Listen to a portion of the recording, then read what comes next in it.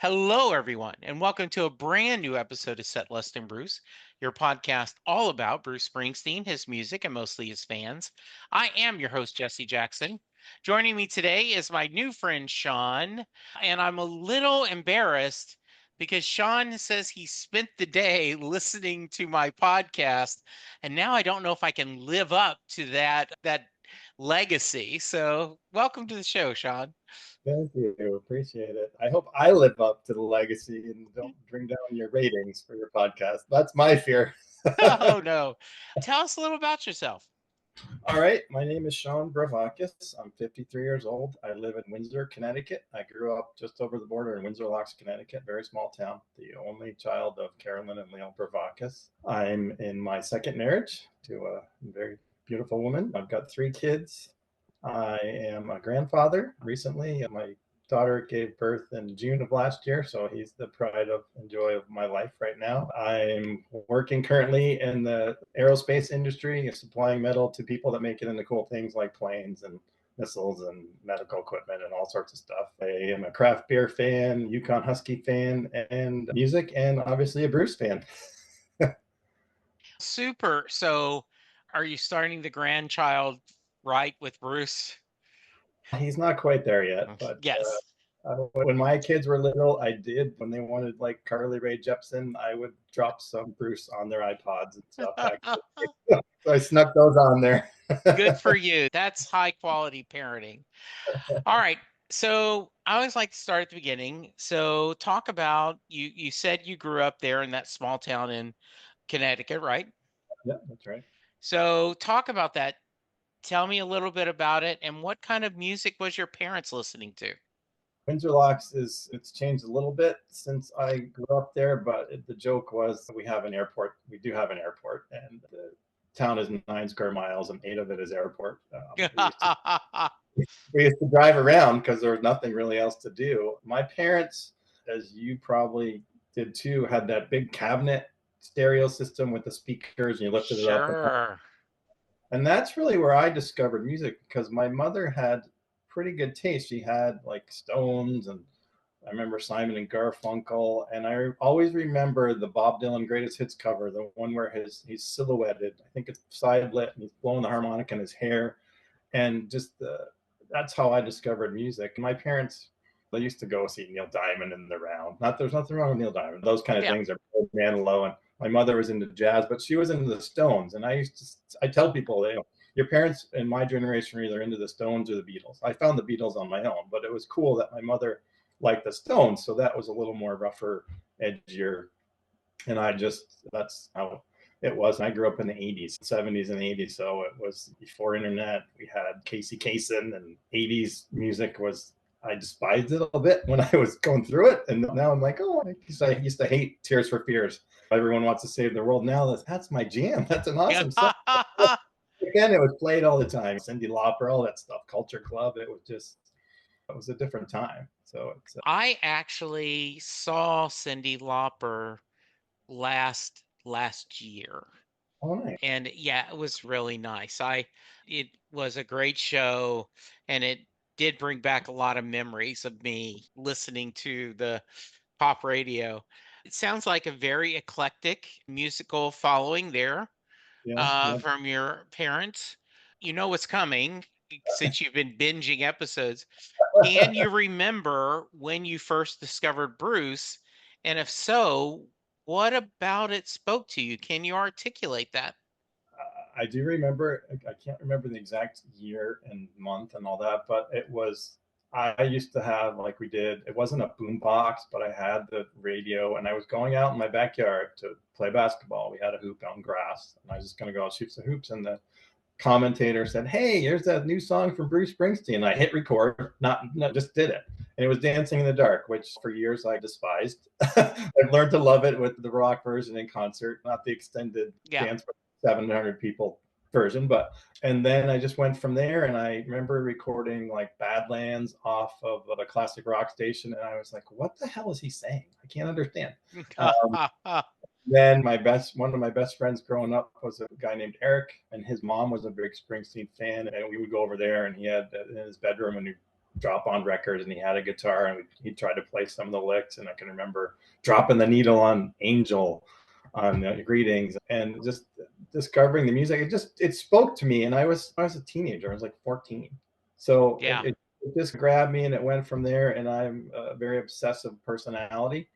So I just did a deep dive. I got Dave Marsh's book. I got Robert Hilburn's book. My Bible was Chris Humphrey's Blinded by the Light, which had the first half was about the legal stuff, and then the back half of the whole book was about bootlegs. And it was fascinating to me. And then Dave Marsh's book talked about the stories and slowly collecting bootlegs and things like that, and finding the Holy Grail. And it was a lot different then than it is now, where you just, oh, it's on Nugs. Yeah. 3 days. I can remember going to, there was a strip mall in a town, 2 towns over, and we would go there on Sundays or Saturday nights, and they'd have a flea market, and that guy would have bootleg CDs, or not CDs, but cassettes. And I had remember the Philly Spectrum and all this stuff. And this stuff was terrible. My dad would give me $20 to go to the movies, and I would spend it all on bootleg cassettes and beg my friends to get me into the movie. And I would go home, and I had the stereo system in the glass case with the dual cassettes and the equalizers, and I would use the Maxell gold tapes, and I would fix the crappy bootlegs just so it would sound better. And I had like bootlegs, and I used to go to record shows on Sundays and once a month. And it's just been something I've just done. I used to have every Bruce book. I had the scrapbook. Then I got rid of most of them. Yeah. Yeah. How did you clean up bootlegs? How did you clean up the bootlegs? I would just take them, and it would be bad, and I would just follow around with the levels on my home stereo. It's not anything sophisticated, and it would just sound a lot better. Like it would be just, it wasn't like it wasn't great, but it was a lot more listenable. That's and I forgot to mention one of the things I always like to tell Bruce people is my friend Eric's mom gave us my first bootleg, and it was Winterland. So it's like, pretty good place to start. That's one thing that I never fell down that rabbit hole of bootlegs. As far as I know, the only bootleg I've ever purchased was Brian Wilson had Sweet Insanity, which was a album that was going to come back after his first solo album, and it didn't. They ended up shelving it. And I had a friend here in Dallas who was also a big Brian Wilson fan, and she and I pooled our money together and it wasn't that much, but and we got the cassette, and then I made a copy of the cassette for her, or she made a copy of the cassette for me to listen to it. So one of the things that's I have a joy about, or maybe the curse, is a lot of tough when people are talking about, oh, we've heard these copies. Because I'm not into bootleg, I haven't. I did not know almost anything off High Hopes or for the box set. So yeah, let's first off, any thoughts on the box set coming out? It's hard to just fathom. If you think of, it's not related, but imagine you're a Van Halen fan. Supposedly Eddie had and Wolfie's sitting on a room or house full of outtakes, and you've got Bruce, who's, I've gone through bootlegs, and we've got tracks one, and now this man is going to release 7 new albums on one day. Yeah. And they're so diverse. It's hard to fathom. How do you process that? It's exciting. I think it's awesome. I think they should do more with it. Shout out to them. I'm still put off they didn't do anything for Born in the USA, and supposedly there's nothing in the Rising tour. I'm like, give us Fenway. Yeah. So yeah, one of the things that I'm going to do is, because I remember just a week or so ago, Peter Chiank on Blogness on the Edge of Town did a thought about how do you do this? For me, I got the new Jason Isbell acoustic CD, and I downloaded or I uploaded into my iTunes. And so I've got it on repeat. Just that's all I'm listening to. And so I'm like, how do you in repeat 7 albums. So what I've done is I've put a call out to people saying, let's do this by committee. Everyone pick one of the 7 albums, like 2 or 3 people each pick one each, do a deep dive on just that one, then join me on the podcast to talk about like Yeah. somewhere north of Nashville, right? Or the streets of Philadelphia sessions. And then I can just be guide, right? Because it's going to be crazy. It's a blessing. I'm not complaining, but it is just, wow, talk about an abundance of riches. That's a career for a lot of artists. It's more than a Yeah. career. This is a guy who's got a career and he's got these just world renowned albums, and now he's going to drop 7 of them on us. There's going to be some. I'm not the fan who loves everything Bruce does, so I'm sure there's some I'm never going to listen to after the first time, but there's some I'm going to. I like Rain in the River. Blind Spot is growing on me. I'm not sure if they're going to drop one this week or next, but the way they're doing it. But yeah, it's just fascinating to think. That's what they talk about. The 90s was the lost Bruce, but look at all this stuff he had in the can. So yeah. there you go. So Sylvan and I, who did the John Hyatt podcast, we broke down Rain in the River, and we gave it a numerical score, and we treated it the way we do when we do a John Hyatt song. And I'm hoping to get her on to talk about this new one. And at first I'm like, why do they keep yelling at this? Why is this? But I've learned to kind of like it a little bit more than I thought I would. Yeah. Yeah, it's like I'm not a big fan of Ghost of Tom Joad, but Devils and Dust was the very first album that, after I'd seen him at the Rising tour, Devils and Dust came out, and that was the first show I'd went to where I'd learned the album. I had done my homework. So I always have a special place in my heart for that one. Yeah, it's crazy. So I always like to preface this, Sean, with the amount of times you've seen an artist perform is not a fair barometer of how big of a fan you are. There are people that have never seen him, especially before the 23 tour. There was a whole young generation of fans that just never had a chance. So are you someone that counts? And if so, how many? Yes, it's not that hard for me to count. I've seen him 19 times. Okay. The numbers people have is staggering to me. My first show was 92 in Hartford with the other band. Took some notes. That was the first show. That was a fascinating show. There a lot happened. I was supposed to see him in Worcester, Mass. And I had gone down not knowing anything about getting tickets. Went down to the ticket place, and a couple of my friends were there. And they're like, hey, did you come yesterday and get a wristband? I'm like, no, what are you talking about? Yeah. Go see that guy. So it was the scalper, and he slapped the wristband on. Hey, go get 2 for yourself and 2 for me, and give me the 2. And then what happened was that show was in August, and I was playing baseball in the summer. I was a baseball player at college and playing the summer, and my team was in the playoffs. And I told one of my buddies he was going to come with me to the show. I said, listen, it's on Friday night. If we get to the finals, it's Friday. I won't be able to go. So I'm going to give you these 2 tickets. But if we lose, I'm going with you. Yeah, no problem. So, of course, we lose the first 2 games. We're out, and I call him, and he says, oh, I already told my uncle he's going. I'm like, no, those are my tickets. So we had a big falling out. We got rid of, we went to each other's house and gave each other a grocery bag full of CDs and stuff we had. So come 92 for Hartford, I went to the Ticketron or whatever it was, and I brought a teammate with me. And I remember standing in line. I came on in 84, and people used to make fun of us because we came on during the boom time. And there was an older gentleman who said, anyone who wasn't around during Born to Run shouldn't be here getting tickets. But I had my buddy, they slapped a wristband on him, slapped one on me, and I cut his off. So I went back the next day, and I had 2 on my wrist. And whatever number they picked, I just hid the other one. So I got my 2. How funny. I had floor seats. I went with my buddy, and it was fascinating. I had seen one show before. I saw Bob Seger. I've seen a couple shows before, but my first Bruce show. So I remember Light of Day, he pauses.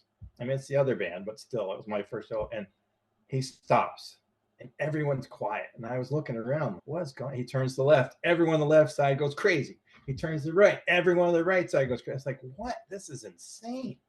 And then I had the break, and I went and I bought 2 T-shirts, the tour book, Went into the restroom and there's women in the men's bathroom because it was so busy when he came out. And I was like, wow. And then, of course, I didn't see him again for another till 2002 on the Rising tour. It's first time with the band. I remember I cried during Badlands because I just couldn't believe I was seeing this. And I saw him 3 times on the Rising tour, twice on Devils in the Dust. I thought those shows were phenomenal. 3 times on the Magic tour. I saw the 2 leg openers, both in Hartford, Connecticut. 3 times on Wrecking Ball, 3 river shows. I saw 2 in 2023, 1 in 2024, and the big one I saw Light of Day this year. Oh, nice. Yeah, some of this is preparing for this, trying to remember everything. I got some notes up here. Just don't forget. Yeah. 2003 in Montreal, I had parked behind it was called the Bell Center at the time. It's probably like most arenas changed names 100 times. And I was walking around. I was meeting a friend there. And I walk around and I saw there's 3 beautiful blonde women standing by this metal barrier. And all of a sudden, 3 bands pull in. And I was like, holy shit, it's the band. And there's Clarence and he's waving. And then Bruce comes over. And I had that, oh my goodness, what do I do? The only thing I have is I had a piece of paper that I had to turn in to get my tickets at the time. And so he's signs for the 2 girls. I'm between the 3 girls. And he skips right over me, goes to the next girl. And I thought, oh, do I say anything to him? What do I do? And I was like, no, do I tell him I want him to play The Promised Land because that's my favorite song at the time? And no, I can't do that. And then this guy he's going back down the tunnel and, Bruce, you got to play American Skin. You got to do it. And I thought, oh, I'm glad I didn't sound like an idiot like that guy. And then he opened with The Promised Land. So it was meant to be. That is nice. That is really nice. I can't remember the guy's name now, but I was talking to someone and he told the story that he had a buddy who was seeing someone who it was an apartment complex, and then she also managed like this venue it was a mixed use commercial. And the guy, and I can't remember his name, but he was like telling his buddy, okay, you're seeing her. Bruce is playing that gig. You got to get us tickets. And he didn't. He still slept with her, but he didn't get Bruce tickets. And my guess was like, and that's 20 years ago, and I still bring it up every time I see him. I could have seen him one more time if you had just taken one for the team and asked for tickets. So my question is, did you ever make out with your buddy? Make out? Become friends again? Oh, yeah, definitely. Yeah. Okay, good. I'm glad to do.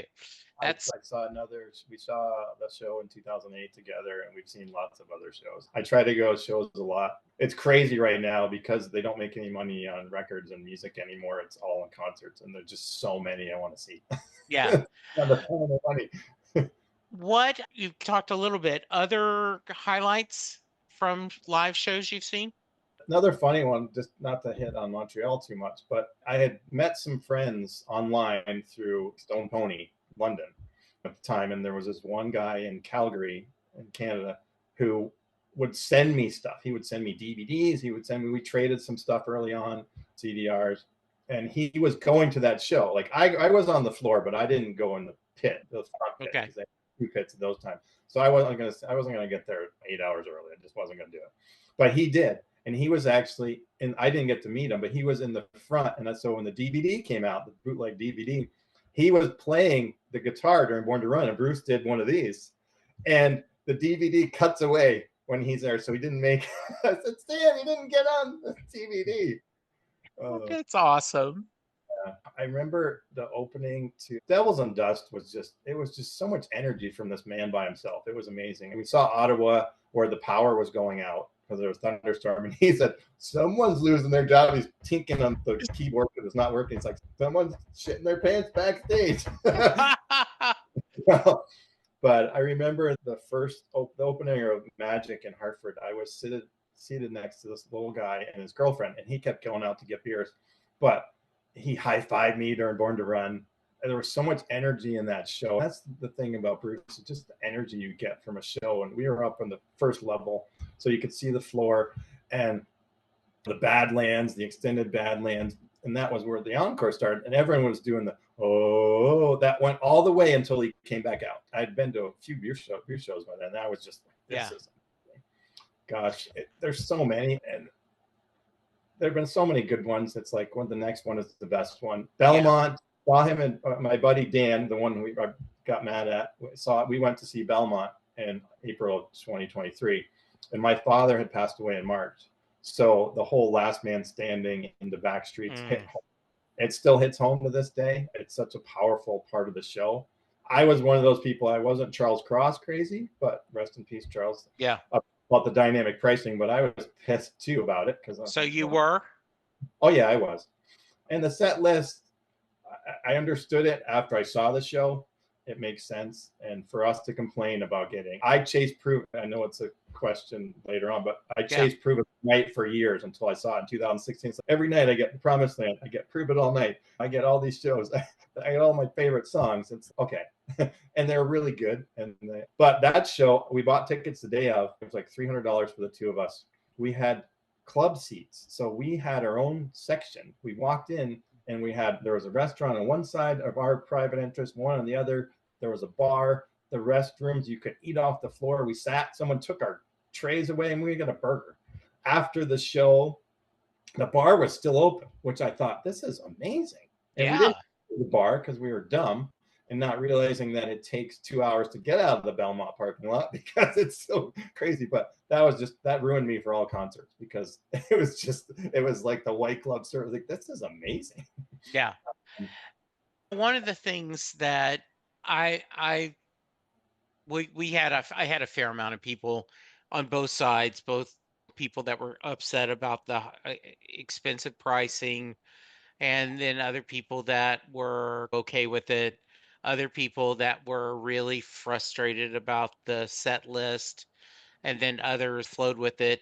But almost everyone agreed that if you were only seeing one show, that's a hell of a set list, right? It covers all the kind of everything. We didn't get a Western Stars, but overall, you got a taste of every little Bruce era. Yeah, it was well done. As I said, I was not a fan of everything. I'm not a huge Western Stars fan. I didn't like the oldies covers, but That's it, Sean. You don't like Western Stars, you're out of here. No, I'm kidding. Night Shift is unbelievable in concert. Yeah. And you still had the wild cards. That was a thing where, you set watching, you're like, okay, what's he going to play here? I'm in night 2. Is he going to drop in Candy's Room? Or am I going to get the Hootenanny Johnny 99, which I hate? Yeah. So then it's like, all right, we got Trapped, and we got Born in the USA. So it was just, So I went to 4 shows in the River Tour, the second River Tour, right? And so my wife asked me at the end of the 4th one of the things I know you like is that he changes things around. How did you feel about this being the same? And I said, the songs I really liked, and the songs I didn't care for, I didn't care for at the end. I have told this a couple of times, and so bear with me, listeners. I was not the biggest fan of Independence Day. I didn't dislike it. I just was like, it's okay. And then hearing him tell the story about his father, and me knowing that he is now older than his father was when he wrote it, really, for some reason, touched my heart. And now then I just adore Independence Day, and was so happy that we got some of those. Yeah, and part of the problem, Sean, is we can't agree, okay, what's your perfect 30 song set list? And most of us can't agree, right? We could come up with consensus, but somebody is going to, like, people made fun of me because I'm like, to me, Trapped is just another cover song. It's just, Huh? He's not going to listen. Now, my buddy Dan, the one I got in the fight with, that's his favorite. It's not even a song, it's a cover, but he's going to be like, oh.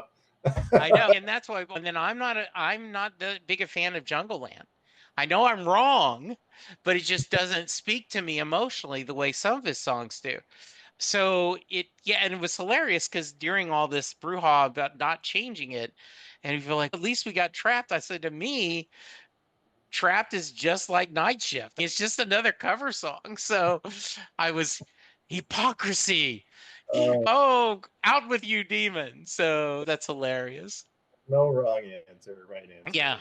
It's all So the over the year, so with as many bootlegs and other things, are there any specific songs coming on the box set you want to hear? Like you've heard the kind of distorted version, you're looking for a clean version? Or were things left off that you would have, damn, I wanted that? we all want the electric Nebraska. I don't know how much we're getting of that from the garage sessions. Yeah. To be 100% honest, I don't know if I remember all this. I haven't paid that much attention to the songs yet. I looked Okay. at that came out. I got a huge kick out of people on E Street Radio who were calling in telling Jim Rotello, "Hey, I got the track list if you want it. It's everywhere." Yeah. Yeah.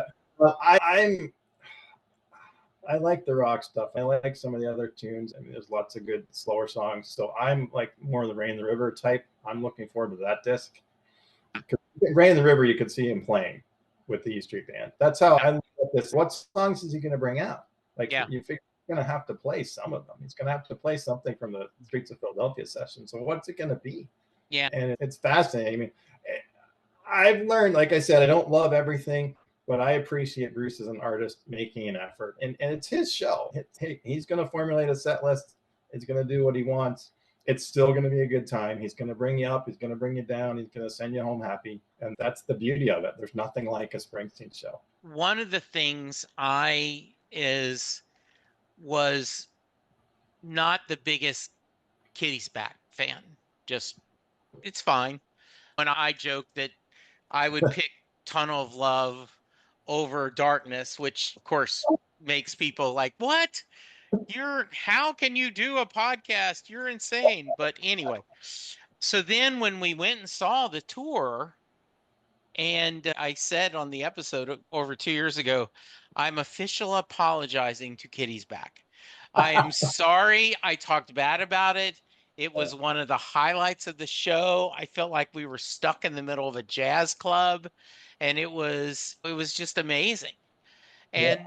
there was a couple of guys that were doing podcasts for a while, and they said that they wanted the E Street Band just to do a show of covers. Like they should just tour, not any Bruce shows, just the band and him doing covers, nothing but covers. And it is always fun when they throw something, a wild card out of there. Yeah. Oh, definitely. This isn't on the question, so you may not remember, but can you think of a wild card too live that you went, holy crap, I can't believe we're getting this? The one show I saw in Hartford, he opened with Held Up Without a Gun. That's okay. like, Yeah, that's, yeah. Just look at it. The neat thing, I saw Toronto in 2003 at Skydome. Warren Zevon had passed away, so he opened up with My Rides Here. That was awesome. That would have been pretty special. That was a special moment. I'm just trying to look through my notes and see. Okay. Yeah, it's hard to say. I think that's the ones I can think of. The okay. whole Foxborough 2016 closing out the river tour. I was with my wife, and I turned to her. I said, "The first 11 songs are all from before 1978." Yeah, and I'm a huge Darkness fan, and of course it was supposed to be all Darkness. And they ended up playing all these greeting songs, and he did Prove It All Night, and it was the 78 version second, that was my white whale I was chasing. So that was yes, well time. That's awesome.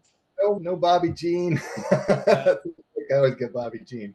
Yeah, and then I was fortunate enough to be at Light of Day. I was gonna go because I wanted to see Brian Fallon and a few others, and then Jesse Malin was announced, and I told my wife, I said, I'm gonna go.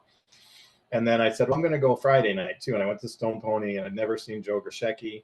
So I figured, hey, it's 45 year anniversary of Joe Grishecki. Maybe Bruce will show up. No, not Stone Pony. The next night, I hadn't been on social media all day, and I guess the rumors he was at sound check. So he comes out with Jesse Malin, and I was like, oh my goodness, 1,500 seat theater, and here I am. There's Bruce, and all the phones come out, and then he comes back. Then he comes back with Willie Nile, and they play One Guitar, which is a fun song, and Bruce is there, and he's so engaged. And then he comes in. Joe Grishecki says, "Oh no, the real mayor, governor of New Jersey, Bruce Springsteen." He comes out, and everyone is going nuts. And we got Darkness, which you wouldn't have liked, but I would take it. No, I mean anything live, I'm good. Yeah, I'm happy. end, and everyone went nuts and saving up. I mean, Pink Cadillac, which I'm not a huge fan, but it was still fun. Yeah. It was just, I was just so pumped. It's just, hey, I saw Bruce in a small place in New Jersey. It wasn't the Stone Pony, but it counts. Yeah. It was fascinating. That's great. You talked about one of your white whales. So do you have a couple others that songs you're still chasing? I was going through my playlist today, and I thought there's probably 2, maybe 3. Take them as they come. Yeah. And Don't Look Back. Yeah. Are probably the ones I can think of. Really, I would love to see, like, back in, if I could rewind, see like Maria's Bed and Drive All Night during Devils and Dust, because I love those songs. And to Drive All Night solo piano was just amazing. The first time I saw him was a Rising tour, and he did Mary's Place, and I hadn't really listened to the Rising a lot, so that's one I've always wanted a second shot at. I've only heard Girls with Their Summer Clothes. That was during the Magic tour. I would love to hear it again. So yeah, there is that, where because there are certain songs you don't get tired of, even though, they play it all the time. It's just happy to hear. But it is nice when they throw something out that you've not heard a lot. So that's pretty cool. Yeah, like I saw him in April of 24 in Albany, and I was hemming and hawing whether to go, and I bought a ticket the same day, and I was on the floor, and I paid way too much. My wife said, "You never know when you may never see him again." So I went, and I hadn't been on the floor in years, and it's hard. It's always hard. I don't know how these people who see 300 shows can judge which one, but it was so good. And it was just because I was at that level, and he opened with Candy's Room, and he played Adam Raised the Cane, which I'm not a huge fan, but it was a great version. It's just the show songs. Racing the Street was great at that show. Trapped was good at that show. Downbound Train. There's so many songs that just, I always find at a Bruce show and most concerts I go to, there's always a song that surprises me. Yeah. And resonates more than I thought. Or, hey, I don't remember that one, or I don't know that one. Or any artist I've seen, I've been very fortunate to see a lot of really good artists. That's the beauty of Bruce, is he has taken me different places. Joe Ely, Joe Grishecki, Jesse Malin. I've become a huge fan of Jesse Malin. One of my friends from high school passed away, rest in peace. Mike was friends with Jesse Malin, so he would text Jesse, "Hey, my friend from Connecticut's coming to your show." I saw his shows at one of the shows at the Beacon. I saw him at Light of Day. I talked to him after the show. Willie Nile, Gaslight, all these people. It's just amazing. Where Bruce, it always comes back to Bruce, but he's taken me all these other places too. It's just the fun being a Springsteen fan, is just all this great stuff. Yeah. Thoughts about the movie coming out this summer? I'm excited. I am too. I think it's going to be good. I like Jeremy Allen White too, so it's. I read the book. So it's going to be interesting where the artistic liberty, us being fans and hardcore fans, it's, oh, he didn't do that, he didn't wear that, who cares? It's nice. It's just amazing that there's a guy who never gave his music to commercials, did this, sold his catalog, and now he's going to be in a movie. He came out with Road Diary. We saw the Letter to You documentary, all this stuff that years ago we would have clamored for. Yeah, I agree. I'm looking forward to it. I'm a big fan of The Bear. And then my son dragged us to the Iron Claw, the wrestling movie, and he's really good in that. He was, yeah. I'm hoping it is good as A Complete Unknown, like that kind of quality. We'll see.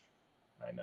And I'm sure the Dylan purists are like, that's wrong.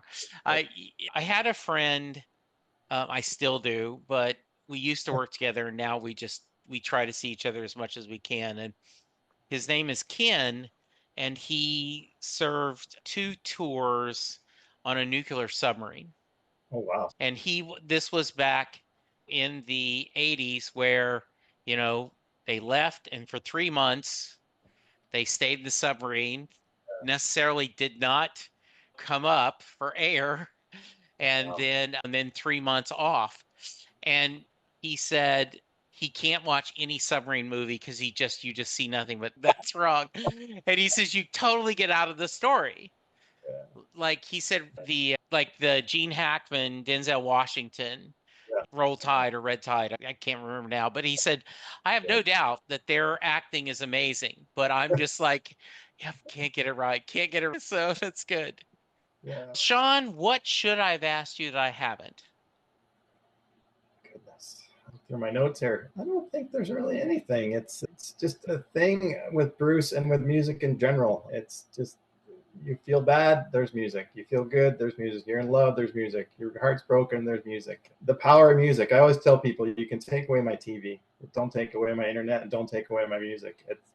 I am just fortunate to have grown up in, I was born in 1971, grew up in that time before internet, before all this stuff. And like, you think of kids now, it's like they just dial up the song you want. It's Yeah. not like that. And now we used to have to wait for it. I can remember waiting months, maybe a year for a bootleg. And then Yeah.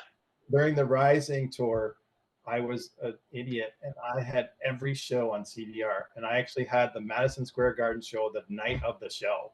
The quality of the bootleg was horrible, but it Yeah. was there. It's amazing. And now, okay, here you go. It's Yeah. every show. Is what I talk about that a lot when I'm pitching this to people. I say that the power and magic of music, and it is there for us. You're right. It's there for us to celebrate. It's there for us to mourn. We celebrate births, deaths, and marriages, divorces, just sickness and health. It just truly is the soundtrack to our lives. And it's just very cool. Yeah, I think you think unless you're at like death metal, if you're at a concert, everyone's focused. Maybe someone's talking on the slow songs, but everyone's focused on the same thing. Everyone's here to Yeah. have a good time, and been fortunate to see Willie Nile a lot lately, and such a great guy, very personable, and people like Willie Nile and Jesse Malin and John Hyatt. I have to check out your John Hyatt stuff because I've seen him probably 6 or 7 times. He's a phenomenal artist and very humble, and it's just Yeah. it's nice to see performers that are having fun and appreciate the audience. It's something I can't see enough concerts. No, I agree. There's always Uh, one. there's always one more. So just 2 weeks ago, I drove. My wife ended up injuring her knee, so she didn't feel like going to Austin, but we had pre-booked the hotel, and she said, "Just go, you go." And so I went to Austin, saw Jason Isbell Friday night, Nice. saw Jason Isbell Saturday night because that's when we were supposed to see him. Then when I came back, my buddy and I had planned to go see him in Oklahoma, Durant, Oklahoma, which is about an hour from Dallas, on Sunday night. So I saw Jason Friday, Saturday, Sunday. And then Okay. on Thursday, John Hyatt's daughter, Lily, was playing Yeah. in Fort Worth. So we went and saw her there. And someone asked, "Are you tired?" I'm like, "Nope. I am physically tired because I went out for concerts on 2 school nights when I had to go to work the next day, but tired of music? No, no such thing. I just love it. It's great. Can't All get right, enough. Sean, you've been great. I am so happy you got to spend time with me, and I'm so glad you joined me. But before I get you out of here, we got to ask you the Mary question. For those of you who are Sean's family or friends and you're listening, he did you very proud. You should be very proud of him. But I end every podcast with what I call the Mary question. And what that is, Jay Armstrong, who is a retired honors English teacher, but when he was teaching, he would give his students the lyrics to Thunder Road, and they would treat it as if a poem. They would talk about the imagery, the choices of Bruce, and then he would ask his class at the end of the day, "Do you think Mary gets in the car?" Sean, that is your question. Does Mary get in the car at the end of Thunder Road? I got to preface this, but I had never thought of it the way I listened. I said I listened to a bunch of your podcasts today, and like, wow, I had never ever thought of anything but Mary getting in the car. It was just a given. It's Wendy. Wendy is going to be there. Mary's going to be there. But I printed out the lyrics, and you just read the lyrics without the music. But I still say yes. The hero gets the girl, the guitar. I want the fairy tale. I just want it. But it was very fascinating to see the other side. And I can't remember who it was today. No, because you don't get who. I can't remember who it was today. It said no because things aren't always perfect. I can't remember what podcast that was, what episode that Yeah. was, but you read the lyrics without the music, because the song, it just has that crescendo and the Yeah. outro. And that's just, I just see the hair blowing back in the wind and them driving down the road toward whatever they're going to find. And I don't want to ruin that. So I I say, get it. I love it. That's a great answer. As I've said, it's about 50-50. About half the people say yes, half the yeah. people say no. I do, and I've told the story multiple times. One guy said, if it's the E Street Band doing it, she definitely gets in the car. If it's Bruce solo, she doesn't get in the car. And so I love that. Sean, this has been a joy to me. I hope you can join me another time. I'd love to have you join me to talk about the box set and Yeah. anything else when if you think of, hey, I know a story I want to tell, just reach out to me. If someone wants to reach you, what's the best way? Are you any social media at all? It's Sean Bravakis, Facebook, Sean Bravakis, Instagram, and on X or Twitter, it's Seb_golf. All right, very nice. All No, right, thank you for joining me so much. You got any final thoughts? this has been a blast. I really enjoyed it. You brought up a lot of memories. I tried to do some research, and I thought, wait, how did this all go through? So it was nice to go down memory lane. I really appreciate it, and I am a big fan. Thank you. I appreciate it. All You right, guys, listeners, there you go. Sean was nervous, and look what a great job he did. Join me, setlistingbruce@gmail.com. Let me know, and we'll book a time for you to join us. But for now, be safe, be kind, and we'll talk to you soon. Goodbye.